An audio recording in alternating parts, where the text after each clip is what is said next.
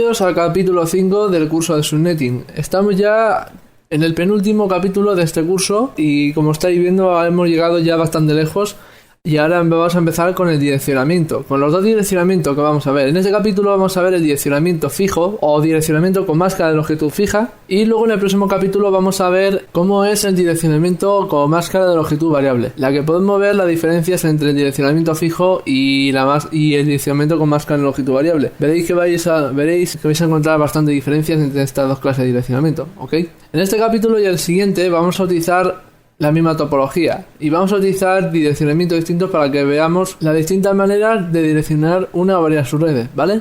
Voy a tratar por lo menos de que este capítulo sea un pelín corto, con lo cual este capítulo tampoco va a tener mayor miga, ni mucho menos, porque el direccionamiento fijo, como veis, va a ser un poquillo más fácil. Vamos a pasar al primer punto, que es en qué es el direccionamiento fijo. El direccionamiento fijo es un tipo de direccionamiento en el que todas las subredes tienen la misma máscara a su red, ¿vale? A este direccionamiento también se le denomina máscara de longitud fija, ya que todas las subredes van a tener la misma máscara a su red, con lo cual va a tener la misma cantidad de hosts. En el siguiente capítulo veremos que con el direccionamiento con máscara de longitud variable, la máscara de subred se adapta a la cantidad de hosts necesaria para esa subred. Ahora vamos a pasar al siguiente punto, que es las características del direccionamiento fijo.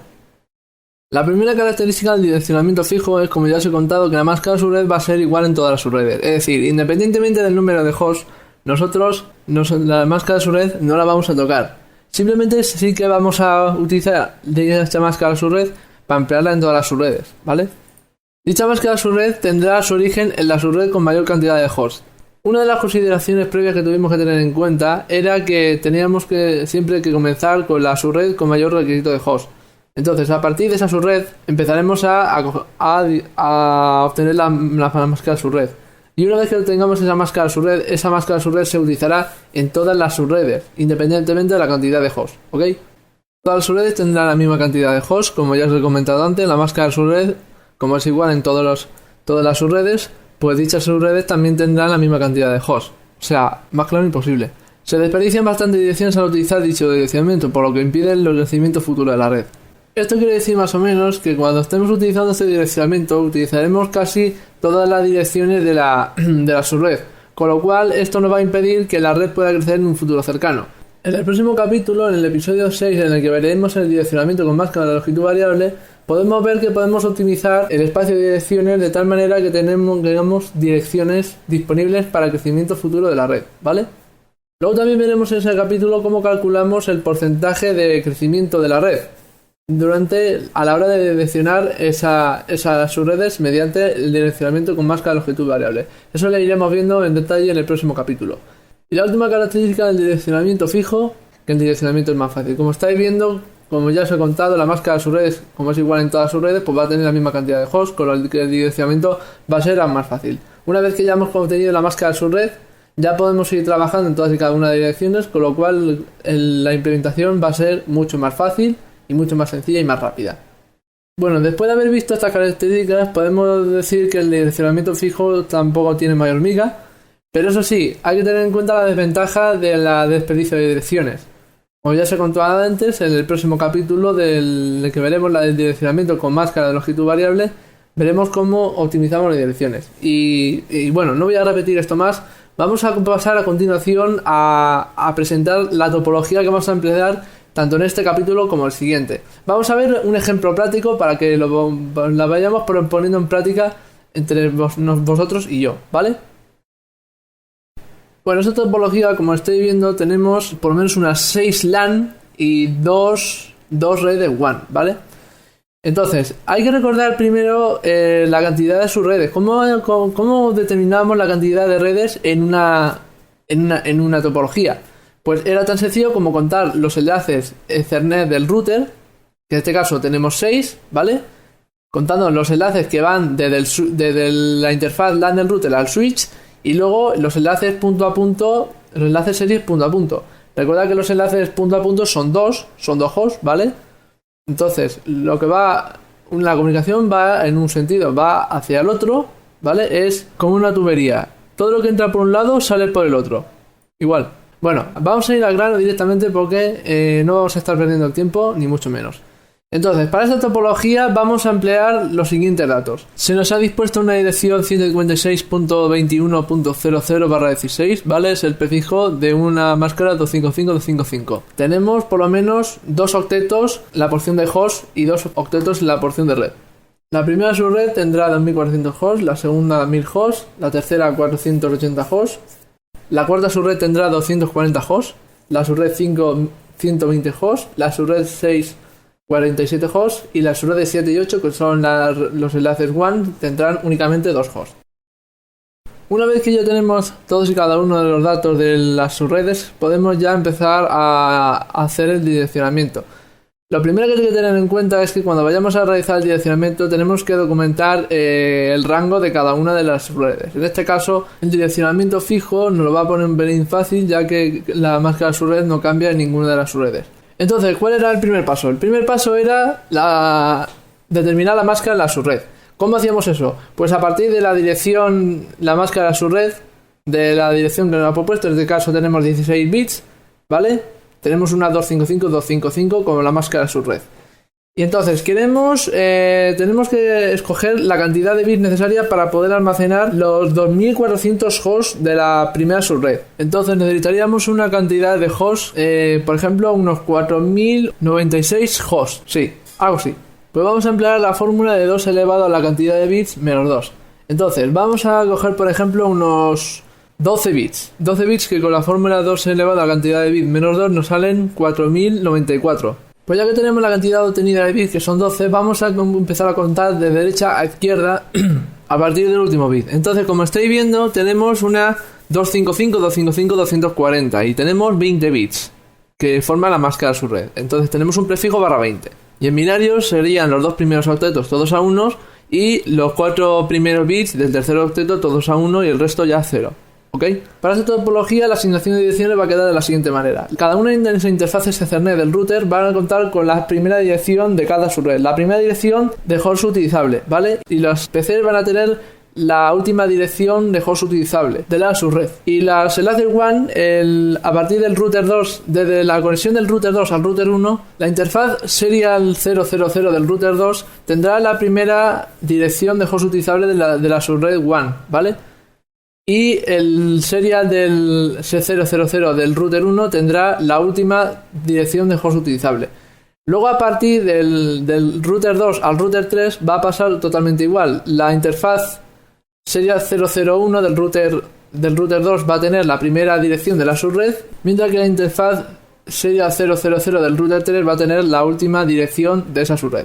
Entonces, ya que hemos conocido con la asignación de direcciones, vamos a comenzar el direccionamiento y vamos a tardar menos que canta un gallo. O sea, vamos a empezar con la primera subred con el mayor requisito. En este caso, la subred 1.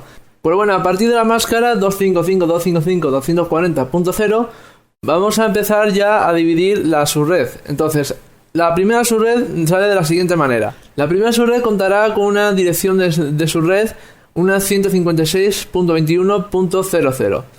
La interfaz Ethernet del router 1 tendrá una 156.21.0.1. El PC0 va a tener una 156.21.15.254 y la dirección de broadcast de la subred 1 es una 156.21.15.255. La subred 2, que se encuentra en la LAN del PC1, tendrá una dirección de red 256.21.16.0. Y para ir acortando un poco el vídeo, vamos a ir diciendo solamente los 2 últimos octetos, ¿vale? La interfaz Ethernet 01 del router 1 va a tener una 16.1, el PC1 tendrá una 31.254 y la dirección de broadcast de la subred 2 es una 31.255. Pasamos a la tercera subred.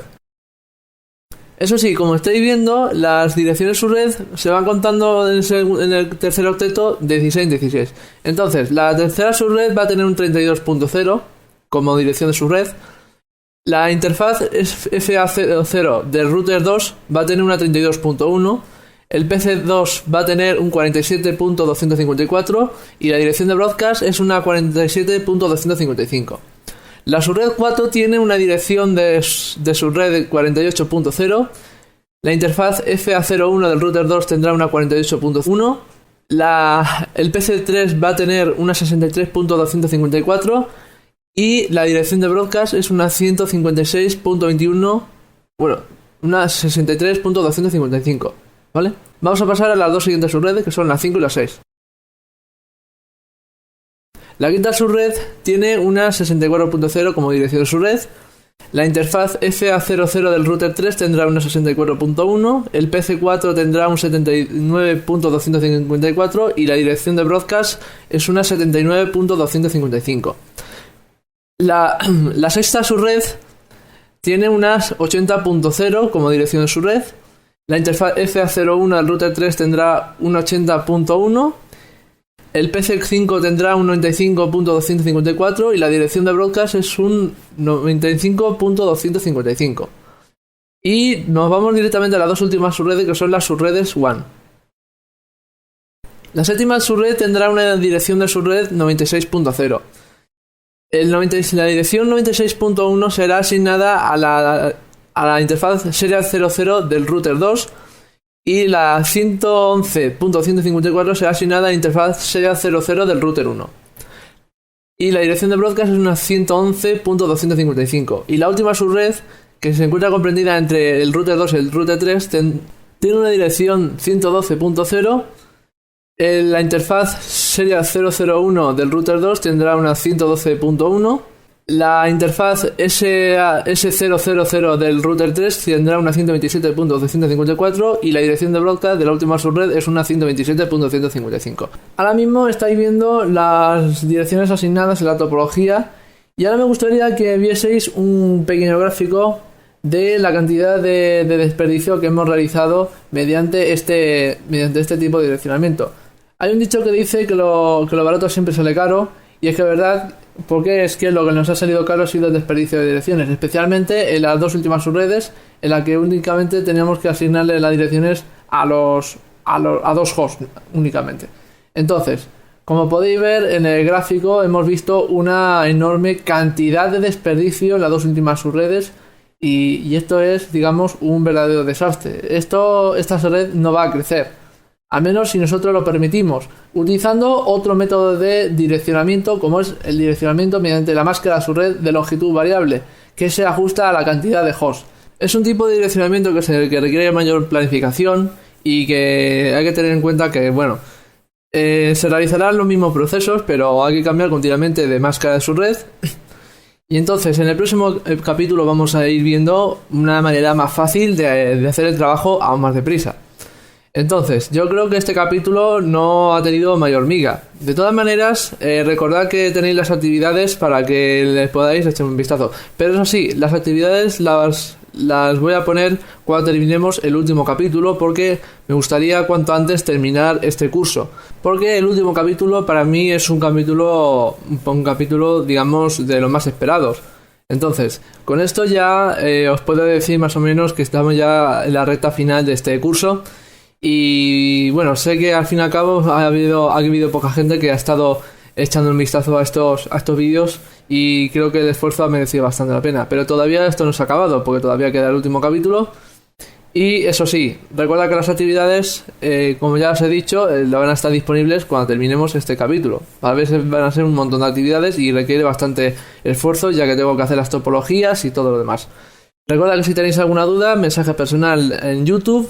Podéis contactar conmigo a través del 20 mediante Futuzormegla. También podéis contactar conmigo a través del Facebook, que se encuentra en la descripción de mi canal. O si no, podéis enviarme un email a futuzormegla@gmail.com. Y con esto me despido hasta el último capítulo, diciendo lo de Matt Tane y que la fuerza interior